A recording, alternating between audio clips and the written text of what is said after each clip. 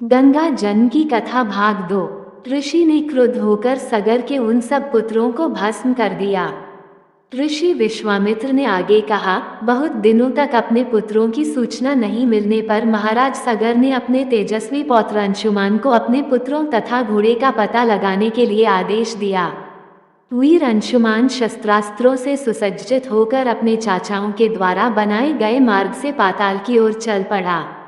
मार्ग में मिलने वाले पूजनीय ऋषि मुनियों का यथोचित सम्मान करके अपने लक्ष्य के विषय में पूछता हुआ उस स्थान तक पहुंच गया जहां पर उसके चाचाओं के भस्मीभूत शरीरों की राख पड़ी थी और पास ही यज्ञ का घोड़ा चल रहा था।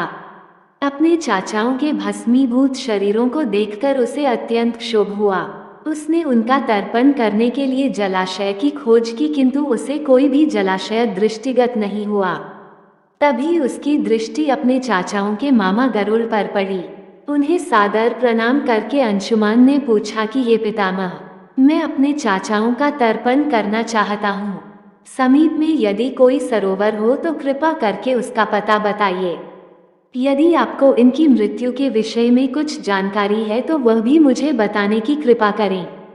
गरुड़ जी ने बताया कि किस प्रकार से इंद्र ने घोड़े को चुराकर कपिल मुनि के पास छोड़ दिया था और उसके चाचाओं ने कपिल मुनि के साथ उद्दंड व्यवहार किया था, जिसके कारण कपिल मुनि ने उन सबको भस्म कर दिया।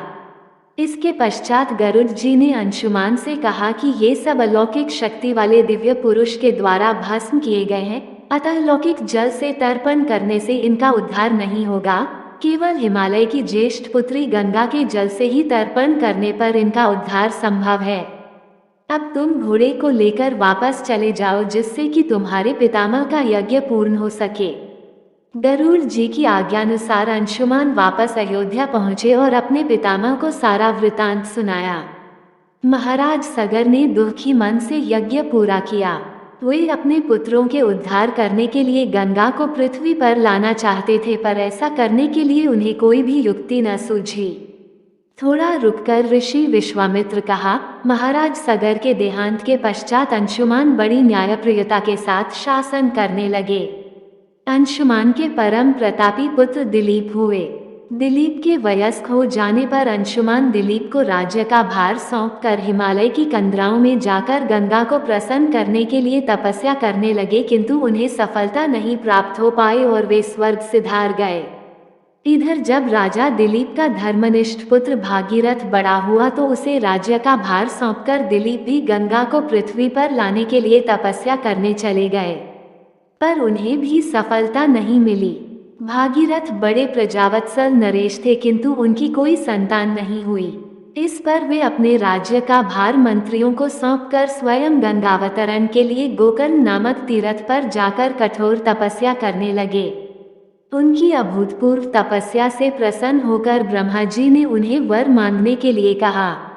भागीरथ ने ब्रह्मा जी से कहा कि हे प्रभु, यदि आप मुझ पर प्रसन्न हैं तो मुझे यह वर दीजिए कि सगर के पुत्रों को मेरे प्रयत्नों से गंगा का जल प्राप्त हो, जिससे कि उनका उद्धार हो सके। इसके अतिरिक्त मुझे संतान प्राप्ति का भी वर दीजिए ताकि इक्ष्वाकु वंश नष्ट न हो। ब्रह्मा जी ने कहा कि संतान का तेरा मनोरथ शीघ्र ही पूर्ण होगा, किंतु तुम्हारे मांगे गए प्रथम वरदान को देने में कठिनाई यह है कि जब गंगा जी वेग के साथ पृथ्वी पर अवतरित होंगी तो उनके वेग को पृथ्वी संभाल नहीं सकेगी। गंगा जी के वेग को संभालने की क्षमता महादेव जी के अतिरिक्त किसी में भी नहीं है। इसके लिए तुम्हें महादेव जी को प्रसन्न करना होगा। इतना कहकर ब्रह्मा जी अपने लोक को चले गए। भागीरथ ने साहस नहीं छोड़ा। वे 1 वर्ष तक पैर के अंगूठे के सहारे खड़े होकर महादेव जी की तपस्या करते रहे। केवल वायु के अतिरिक्त उन्होंने किसी अन्य वस्तु का भक्षण नहीं किया। अंत में इस महान भक्ति से प्रसन्न होकर महादेव जी ने भागीरथ को दर्शन देकर कहा कि हे भक्त श्रेष्ठ, हम तेरी मनोकामना पूरी करने के लिए गंगा जी को अपने मस्तक पर धारण करेंगे। इसकी सूचना पाकर विवश होकर गंगा जी को सुरलोक का परित्याग करना पड़ा।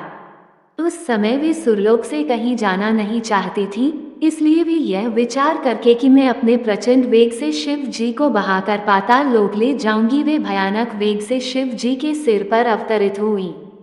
गंगा का ये अहंकार महादेव जी से छुपा न रहा। महादेव जी ने गंगा की वेगवती धाराओं को अपने जटाजूट में उलझा लिया। गंगा जी अपने समस्त प्रयत्नों के बाद भी महादेव जी की जटाओं से बाहर न निकल सकी। गंगा जी को इस प्रकार शिव जी की जटाओं में विलीन होते देख भागीरथ ने फिर शंकर जी की तपस्या की। भागीरथ के इस तपस्या से प्रसन्न होकर भगवान शंकर ने गंगा जी को हिमालय पर्वत पर स्थित बिंदुसर में छोड़ा। छूटते ही गंगा जी 7 धाराओं में बच गईं। गंगा जी की 3 धाराएं हलादिनी, पावनी और नलिनी पूर्व की ओर प्रवाहित हुईं। सुचिक्षु, सीता और सिंधु नाम की 3 धाराएं पश्चिम की ओर बहीं और 7वीं धारा महाराज भागीरथ के पीछे पीछे चली।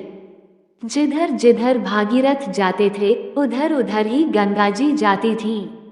स्थान स्थान पर देव, यक्ष, किन्नर, ऋषि मुनि आदि उनके स्वागत के लिए एकत्रित हो रहे थे। जो भी उस जल का स्पर्श करता था भव बाधाओं से मुक्त हो जाता था। चलते चलते गंगा जी उस स्थान पर पहुंची जहां ऋषि जहनु यज्ञ कर रहे थे। गंगा जी अपने वेग से उनके यज्ञशाला को संपूर्ण सामग्री के साथ बहाकर ले जाने लगी। इससे ऋषि को बहुत क्रोध आया और उन्होंने क्रुद्ध होकर गंगा का सारा जल पी लिया। ये देखकर समस्त ऋषि मुनियों को बड़ा विस्मय हुआ और वे गंगा जी को मुक्त करने के लिए उनकी स्तुति करने लगे। उनकी स्तुति से प्रसन्न होकर जहनु ऋषि ने गंगा जी को अपने कानों से निकाल दिया और उन्हें अपनी पुत्री के रूप में स्वीकार कर लिया। तब से गंगा जाह्नवी कहलाने लगी। इसके पश्चात वे भागीरथ के पीछे चलते चलते समुद्र तक पहुंच गईं और वहां से सगर के पुत्रों का उद्धार करने के लिए रसातल में चली गईं। उनके जल के स्पर्श से भस्मीभूत हुए सगर के पुत्र निष्पाप होकर स्वर्ग गए। उस दिन से गंगा के 3 नाम हुए, त्रिपदगा, जाह्नवी और भागीरथी। हे रामचंद्र, कपिल आश्रम में गंगा जी के पहुंचने के पश्चात ब्रह्मा जी ने प्रसन्न होकर भागीरथ को वरदान दिया कि तेरे पुण्य के प्रताप से प्राप्त इस गंगाजल से जो भी मनुष्य स्नान करेगा या इसका पान करेगा वह सब प्रकार के दुखों से रहित होकर अंत में स्वर्ग को प्रस्थान करेगा। जब तक पृथ्वी मंडल में गंगा जी प्रवाहित होती रहेंगी तब तक उसका नाम भागीरथी कहलाएगा और संपूर्ण भूमंडल में तेरी कीर्ति अक्षुण्ण रूप से फैलती रहेगी। सभी लोग श्रद्धा के साथ तेरा स्मरण करेंगे। ये कहकर ब्रह्मा जी अपने लोक को लौट गए। भागीरथ ने पुनः अपने पितरों को जलांजलि दी। कथा समाप्त होने पर वे सब विश्राम करने चले गए। बोलो गंगा मैया की जय। धन्यवाद।